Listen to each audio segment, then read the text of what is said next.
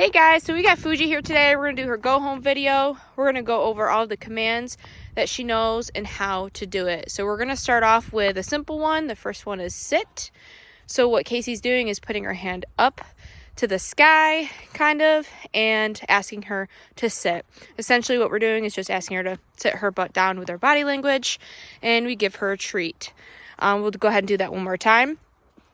Always get your dog's attention. She's got some snow on her butt. Get her attention and ask her to sit with that command. And then we'll go into her down command. So here you're just going to point down to the ground. Good girl. And what we're doing when they go down into the in the command that we ask them to do, we always mark it with yes, as in like, yep, you did a good job. That's where we want you. So we'll go ahead and do it down one more time. She's got she's got snow stuck to her. The joys of the doodles and the snow. It's a never-ending battle. So we'll go ahead and do down again.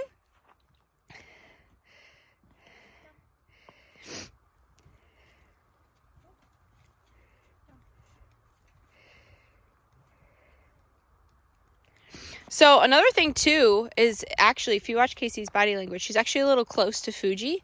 So if you're ever struggling with putting them into a down, sometimes it could be your body language not telling them the correct way. So she sat next to her, but there wasn't enough space for her to kind of sprawl out and go to a down. So then Casey stood up and you saw that she went into a down. This is actually a really good video to show you that, just so you can see the difference in your body language and being like, oh, the command's not working for me. What am I doing wrong? So that was actually really good to see. So from here, we're going to ask Fuji to stay. So Casey's going to put her hand out like that and ask her to stay. Now, Fuji gets really excited and she's always ready for the next command.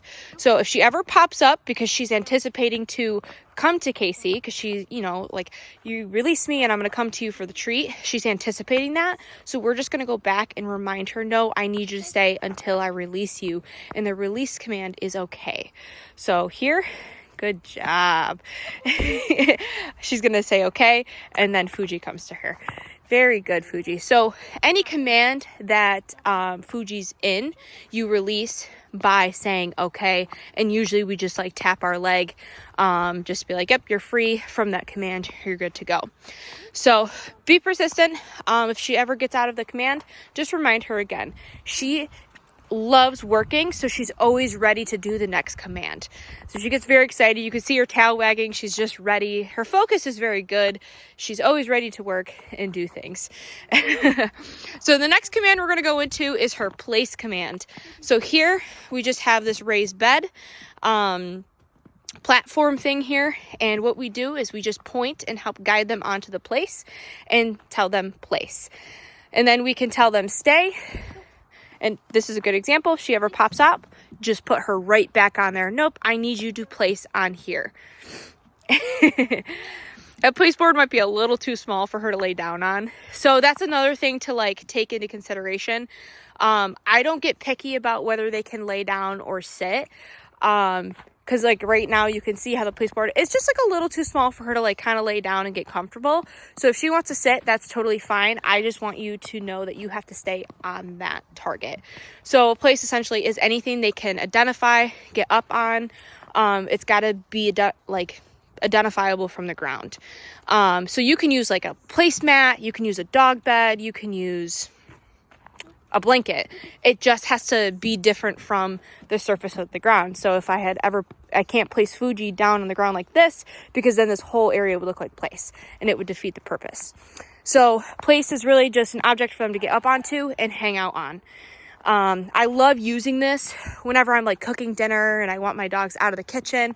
I'll put them on place, give them something to do, to think about. Maybe I'll give them a little bone to chew on.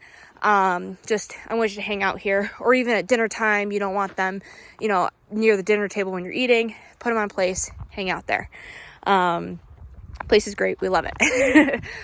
Anytime you want to have them come off of place, it's always okay to release them, or you can call them off.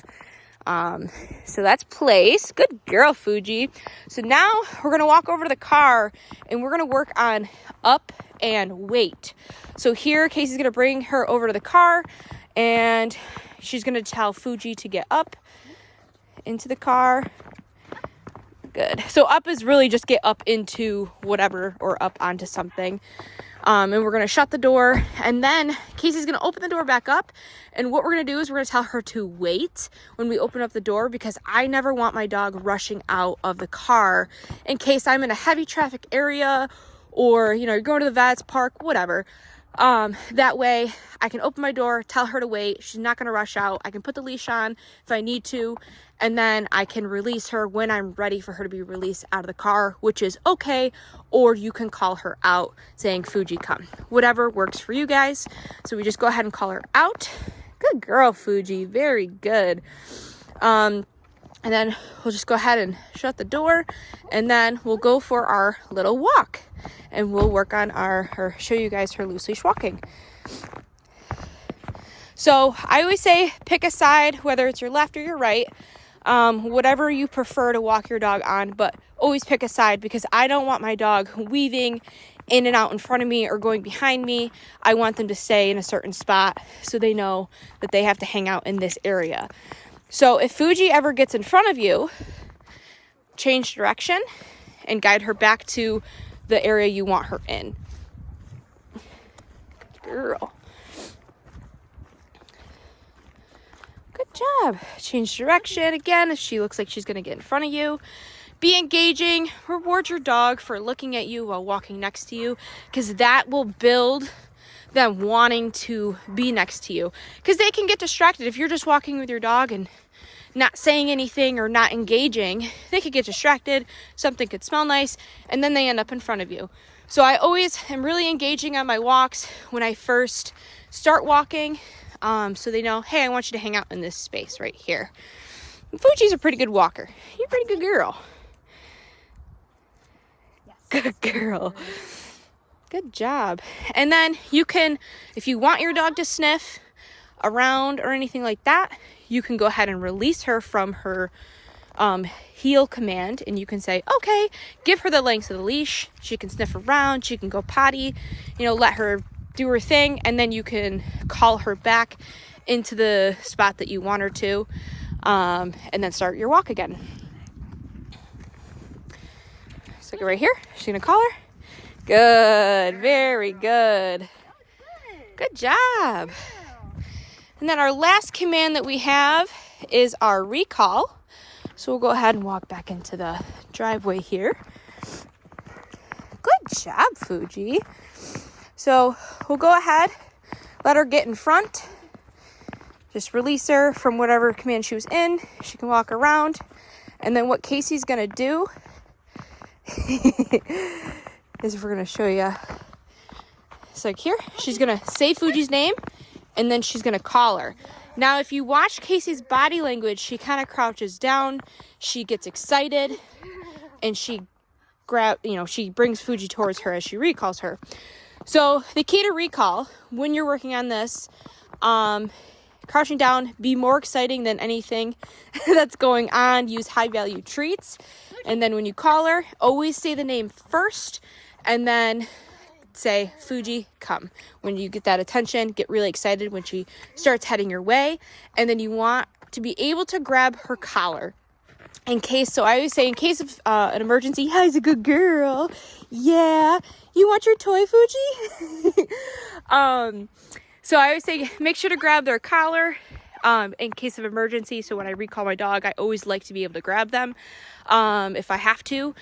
That way, the habit doesn't form where they get into a habit where they kind of do a bit of a drive-by and they kind of run by you.